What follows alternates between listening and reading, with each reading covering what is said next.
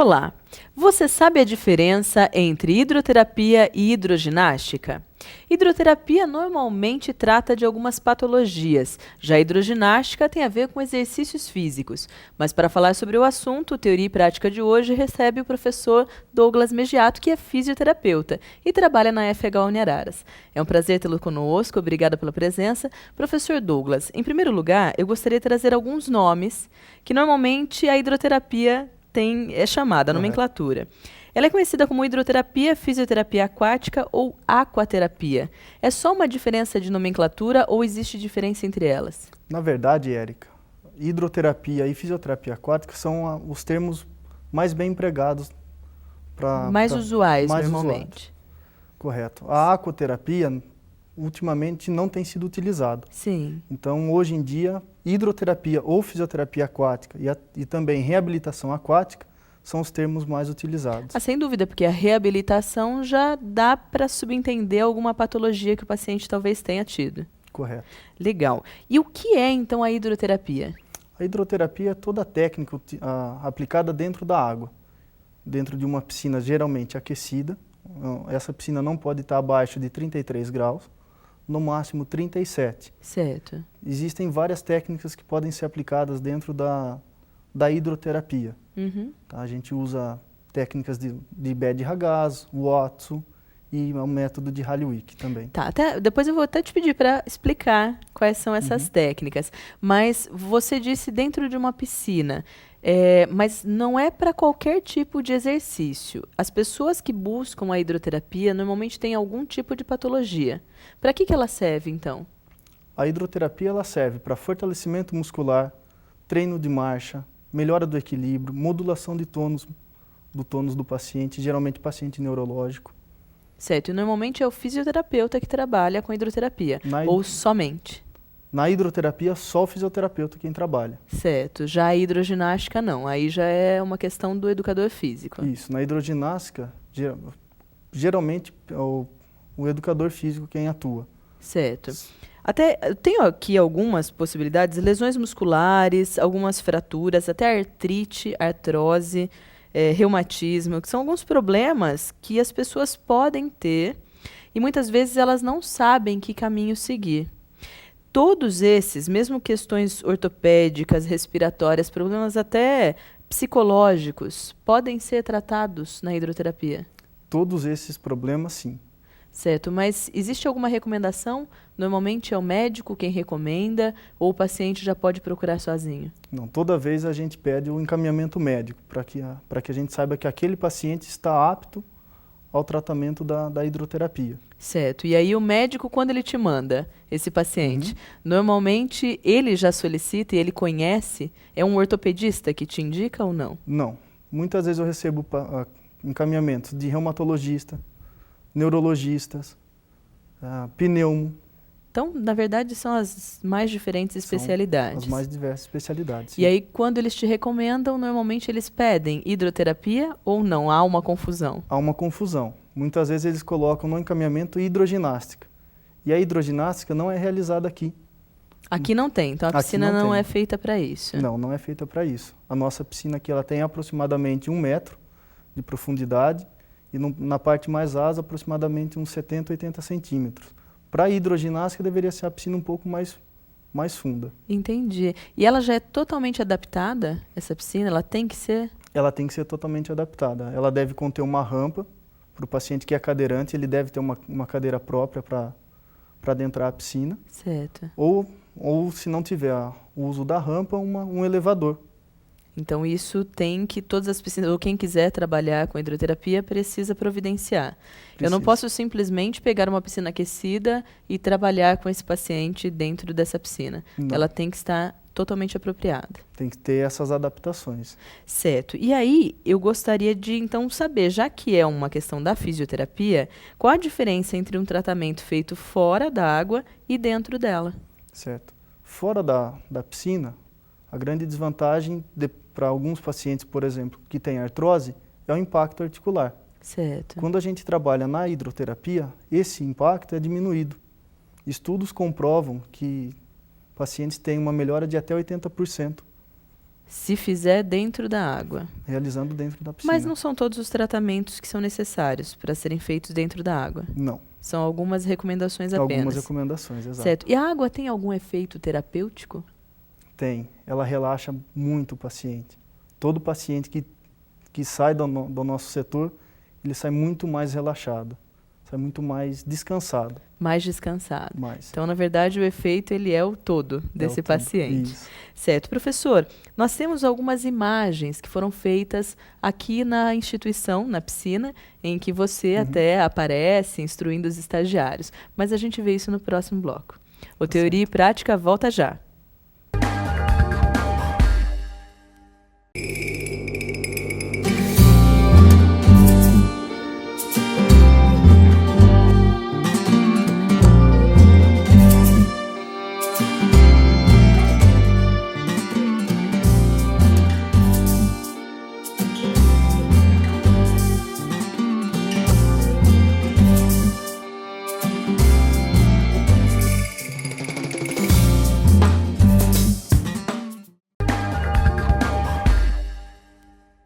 O Teoria e Prática está de volta. Professor Douglas, quais são as patologias mais procuradas? Hoje, na Uniararas, as patologias mais procuradas são artrose de joelho e hérnia de disco. Hérnia de disco, se a pessoa já fez cirurgia ou ainda não? Isso independente. Certo. Na maioria das vezes, a gente pega o paciente pós-cirúrgico. Certo, aí porque provavelmente ele já colocou um pino, fez alguma cirurgia de fato que precisa de um tratamento posterior, é até recomendado. Sim, na maioria das vezes. Certo. Nós temos as imagens que nós falamos até no bloco anterior, que foram feitas aqui na piscina. E eu gostaria que você comentasse até. Nós temos aqui, aliás, esse rapaz que basicamente ele está ali, né, fazendo um exercício específico. Qual é a patologia dele? Esse paciente em específico tem uma patologia neurológica, onde ele tem uma atrofia, uma perda dos movimentos e uma grande perda de equilíbrio. Isso é uma doença hereditária? Ela é genética. Genética. Genética. Certo. E no caso aqui, essa, você tinha comentado até comigo que era a mãe. Essa não é a mãe dele? Não, essa aí é uma outra paciente. A mãe dele também tem a mesma patologia. A mãe dele é a mesma patologia. A mesma patologia. É comum isso na família? A família toda, quando tem essa doença, ser identificado ou não? Não. Essa patologia específica manifesta sempre nos homens. Certo. No caso deles, acabou manifestando na mãe também. Na mãe também. E nesse sentido, a hidroterapia, ela acaba com o problema ou não? Ela só previne que ele continue? Na verdade, a gente vai atuar com uma prevenção.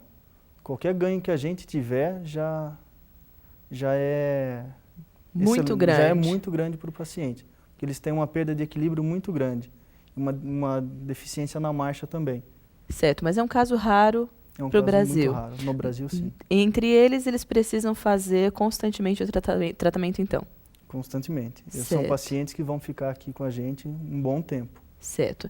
Essa menininha, qual é o problema? Essa paciente ela tem uma paralisia braquial obstétrica. Ah, e o que seria isso? Essa é uma patologia que dá no nascimento. Muitas vezes, no momento do parto, o médico puxa a criança pelo braço. Certo. E isso acontece de ter talvez um problema nesse momento. Nesse momento em que o médico puxa o membro da criança. Mas aí ela perde o movimento desse braço? Ela não perde o movimento, mas se não tratada, ela vai ficar atrofiada. Certo. No caso dela, foi identificado já desde bebezinha, lógico, e ela consegue, então, ter alta e não precisar mais da hidroterapia? Essa consegue. Ela já está até pronta para ter alta.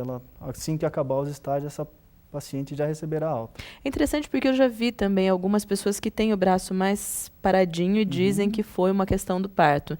Seria também, talvez, apropriado um tratamento, então, desde pequena com a hidroterapia. Talvez não tenha sido feito. Sim. É uma possibilidade grande. Que agora que a tecnologia e o conhecimento têm vindo, né? Mas a mãe dessa criança fica junto ou não? A mãe precisa ficar junto, porque essa paciente ela não consegue ficar sem a mãe. A gente já tentou tirar a mãe do local várias vezes, mas toda vez que ela percebe que a mãe não está lá, ela começa a chorar e aí não tem condições de continuar o tratamento. O ideal seria que a mãe não ficasse. O ideal seria. Certo, porque daí o tratamento pode ser feito, não tem tanta interferência. A gente tem outras crianças que a mãe não fica junto. Certo. Aí pode ser feito de uma outra forma, né? Pode, mas essa em especial precisa. Certo. E você, normalmente, como professor da hidroterapia, tem as estagiárias. Sim. Elas mesmas que resolvem todas as questões e você só instrui. São Sim. estudantes de que período da fisioterapia? São estudantes do 4º ano, do 8º período. Certo, do 8º período. Do 8º. Antes não podem atuar. Eles podem atuar, mas na clínica, com a minha supervisão, geralmente os alunos do 8º período. Do 8º, Eles certo. sempre eles realizam uma avaliação. Depois dessa avaliação, a gente conversa para que eles possam tratar quais os objetivos e as condutas do paciente. Certo. E aqui até esse ainda é mãe e filho, mas apareceu uma outra imagem que tinha uma mulher que você tinha até comentado comigo anteriormente que tinha alguns problemas de artrite, artrose. Uhum. Então essa é a patologia mais procurada. Sim. A pessoa pode ir direto com o fisioterapeuta ou não? É melhor passar por um médico? É sempre melhor ela passar pelo médico, porque na verdade quem vai dar esse diagnóstico de artrite ou de artrose é o médico. Certo. A função do fisioterapeuta é dar o diagnóstico cinético funcional daquele paciente. Certo. Então vocês não conseguem fazer um tratamento se não vier essa solicitação. Isso. Certo. Principalmente estando aqui na instituição. Isso. Ok.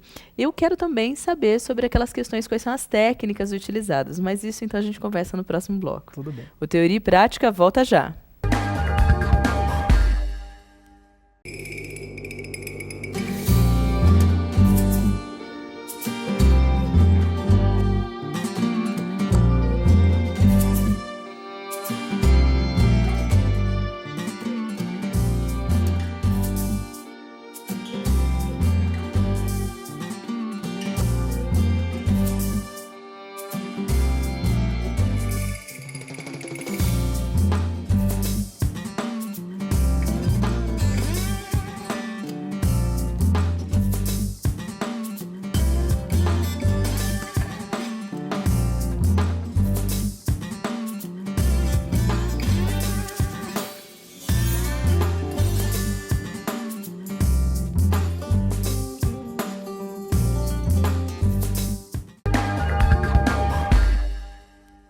O Teoria e Prática está de volta. Professor Douglas, quais são então as técnicas usadas na hidroterapia? Na hidroterapia são 3 técnicas principais: o BED-Ragaz, o Hallwig e o Watson. E o que são essas 3? Porque para mim é grego. Na verdade não é grego, é suíço. Ah, é suíço, mas ficou na mesma. O BED-Ragaz é uma técnica criada na cidade de BED-Ragaz, onde o paciente faz o uso de anéis ou de flutuadores, que é adaptado aqui para o Brasil. Que seriam, o que a gente chama às vezes de macarrão, Isso, espaguete, alguma coisa assim. Tem um colar cervical também. Certo. E muitas vezes a gente pode colocar um flutuador na região do tronco, onde o paciente é instruído a fazer um fortalecimento, um alongamento. Certo. O Hallwig já é uma técnica usada nas posições, né, onde o paciente faz os exercícios em pé, agachado ou até mesmo deitado na piscina. Sem nenhum equipamento extra, um acessório. Isso, na verdade, os equipamentos que são usados são para fortalecimento. Certo. São flutuadores, mas não configura o BED-Ragaz. O BED-Ragaz é o paciente completamente deitado. Certo. E o Watson é uma adaptação do shiatsu dentro da piscina. É uma técnica mais voltada para relaxamento.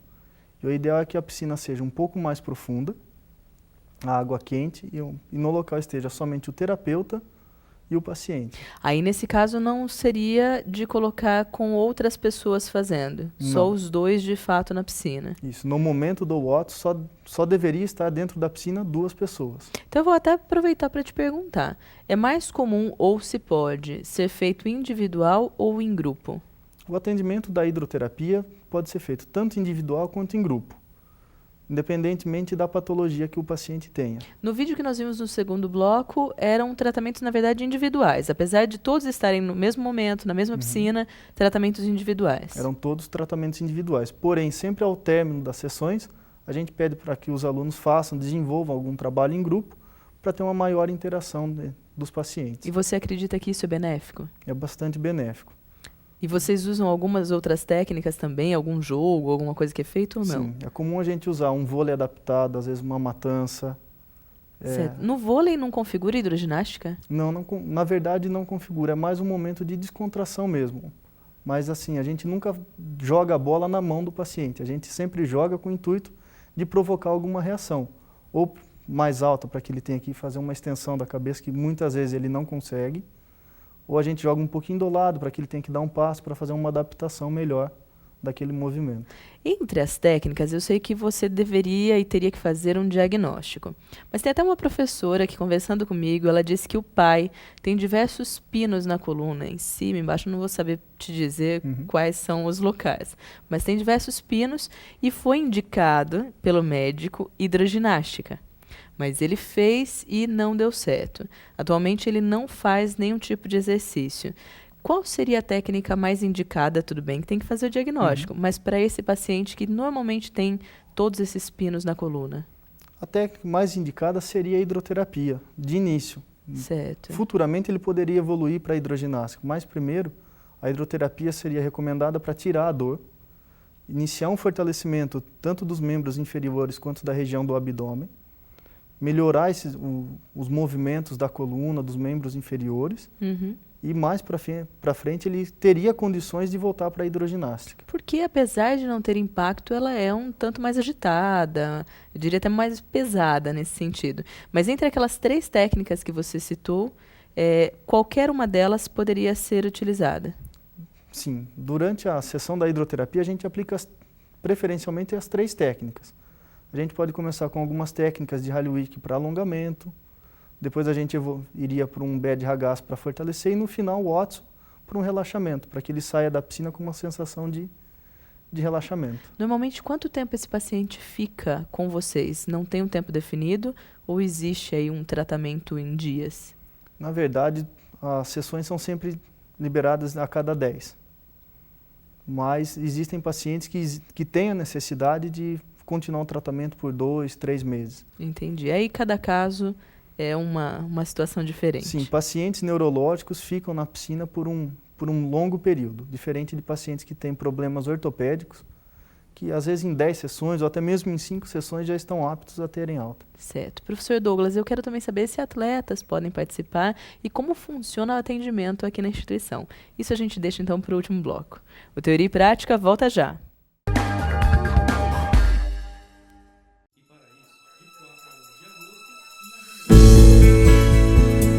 Hoje vejo que fiz a escolha certa. Aprendi que pequenas atitudes fazem a diferença. Todo o meu esforço valeu a pena.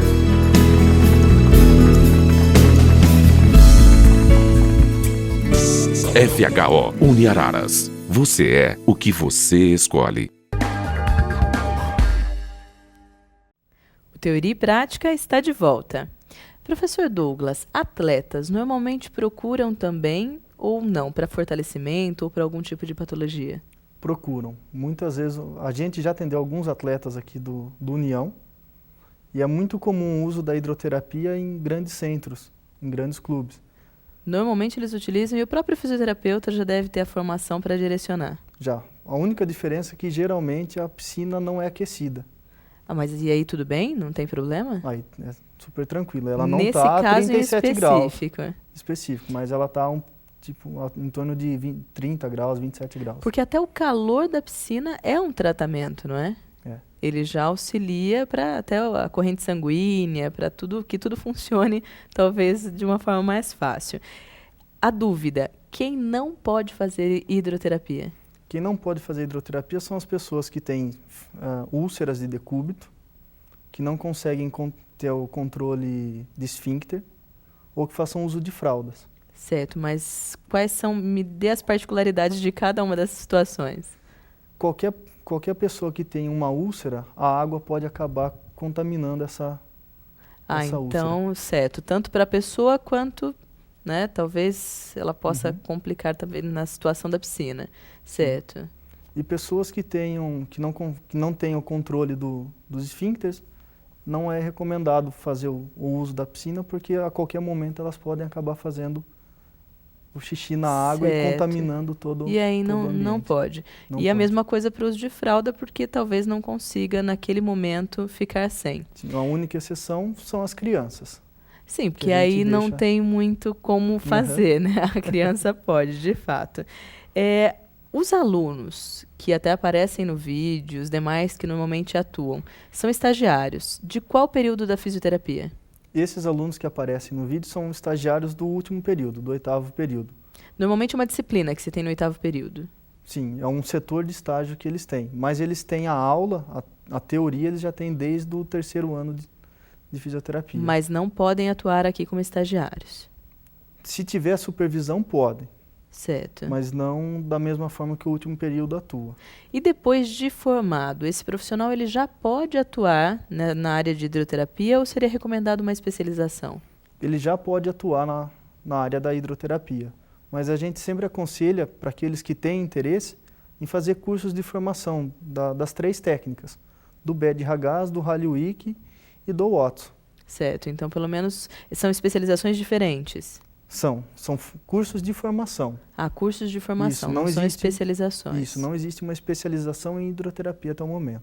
Pela sua experiência aqui, os alunos gostam da área de hidroterapia ou não? Os alunos acham interessante, mas alguns alunos ainda têm um pouco de receio de fazer o tratamento dentro da piscina. De onde vem esse receio? Esse receio vem do medo que o paciente pode ter da piscina, se o paciente vai escorregar. Talvez ele não saiba como lidar com a situação. Isso. E criatividade, precisa também nesse momento ou só saber técnicas são válidas? A criatividade ela é essencial para o fisioterapeuta, tanto para quem atua fora quanto para quem atua dentro da piscina. Certo. Para trabalhar com uma criança é necessário muita criatividade, porque você não pode instruir igual você instrui um adulto. Sim. Você tem que sempre colocar brincadeiras, mas com finalidade terapêutica. Porque provavelmente ela também não tem aquela compreensão ainda, então tem que fazer o mesmo tratamento, mas por outras vias. Exato. A FHO Uniararas, ela oferece esse serviço à comunidade. Como funciona esse oferecimento? Esse serviço oferecido pela Uniararas, ele é gratuito. A única coisa que o paciente tem que fazer é trazer um encaminhamento médico de hidroterapia Certo. e procurar a recepção aqui da FHO Uniararas. Procurando a recepção, ela tem talvez os horários que ela pode definir para fazer, e aí o atendimento já é feito um diagnóstico desse paciente e já entra com o tratamento. Isso aí. Certo. Só procurar a clínica, ligar no 0800 da instituição e a pessoa consegue o contato. Consegue. Ok, professor Douglas, foi um prazer tê-lo conosco. Obrigada pela sua participação e espero que retorne para falar de outros assuntos também da fisioterapia. Eu que agradeço o convite, Eric. Obrigada. É isso aí, o Teoria deixa o e-mail para que você possa também entrar em contato conosco. teoriapratica@uniararas.br. Até a próxima!